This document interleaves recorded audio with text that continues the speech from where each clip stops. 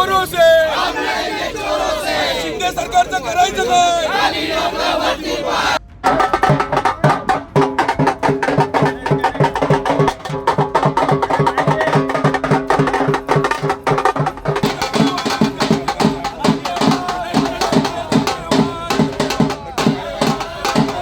एकीकडे smart city म्हणून वाटचाल करत असलेली ठाणे महानगरपालिका बदलते ठाणे या घोषवाक्यासह मार्गक्रमण करत असताना दुसरीकडे याच ठाणे महानगरपालिकेला अनेक प्रश्न भेडसावताना दिसत आहे.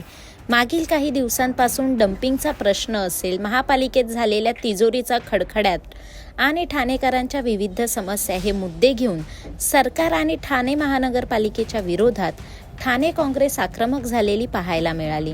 ढोल वाजवत ठाणे मुख्यालयासमोर आंदोलन काँग्रेसच्या माध्यमातून करण्यात आलं. यावेळी मोठ्या प्रमाणात काँग्रेसचे कार्यकर्ते उपस्थित होते. सांगितलेले आहे की 2700 कोटीचा कचऱ्याचा टेंडर केवळ कमिशनसाठी 10 वर्षासाठी काढलेला असताना तुम्ही बघितला ह्यांचा पोल खोल झालेला आहे. 10 दिवस कचरा ठाण्यातला उचलला गेलेला नाही. एकीकडे विकासाच्या गोष्टी करतात, विकास यांच्याने होणार नाही कारण का यांना टेक्निकल इंटेलिजन्स नाही, यांना पॉलिटिकल विल नाही.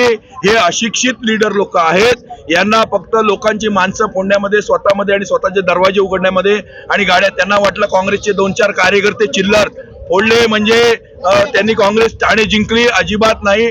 ठाणेकर बेहाल आहेत. कचऱ्याची समस्या आहे, क्लस्टरची दडपशाही आहे, क्लस्टरवरती दादागिरी करतायत. मोठे मोठे बिल्डर आणून त्यांच्याकडनं हप्ते गोळा करून, सुगी बिल्डर असेल, दामजी शामजी असेल, मोठे मोठे बिल्डर आणून लोकांवर दडपशाही आणतायत. म्हाडाच्या वसाहतींवर दडपशाही आणतात. एकीकडे कचऱ्याची ढीग आहेत, एकीकडे पाण्याची समस्या आहे, एकीकडे वाहतूक कोंडी आहे. ठाणे बेहाल आहे. विकासाच्या गोष्टी करतात, ठाणे बेहाल आहे.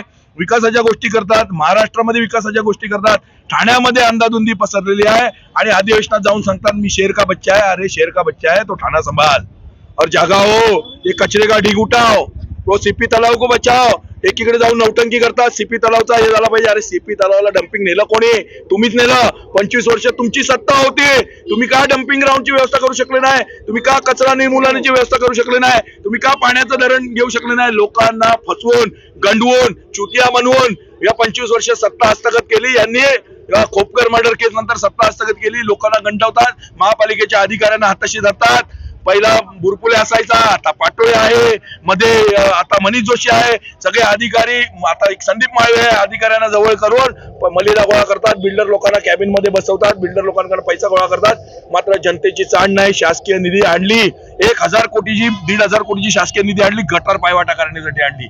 शासकीय निधीमधून डम्पिंग ग्राउंड बनवू शकले असते, धरण बनवू शकले असते, वाहतूक कोंडी सोडू शकले असते, परंतु त्याची चाण नाही. शैक्षणिक धोरण, शिक्षण, शैक्षणिक भूखंड यांनी लाटलेले आहेत. प्रत्येक नेत्याने शैक्षणिक भूखंडांचा भ्रष्टाचार केलेला आहे. त्यामुळे या भ्रष्टाचाराने बोकाळलेल्या जसं संजय केळकरांनी म्हटलं, भ्रष्टाचाराने बोकाळलेल्या याची चौकशी झाली पाहिजे. आणि माझी चॅलेंज आहे देवेंद्र फडणवीसना, तुमच्याच आमदारांनी संजय केळकरने सांगितलं, संजय केळकर चॅलेंज आहे. एवढे आमदार इथे आहेत, 4 आमदार आहेत, प्रताप सरनाईक, जितेंद्र आव्हाड, संजय केळकर, एकनाथ शिंदे, एक खासदार आहेत, नरेश म्हस्के, मंत्री आहेत, मुख्यमंत्री आहेत, उपमुख्यमंत्री आहेत. का ठाण्याचा प्रश्न सोडू शकत नाही?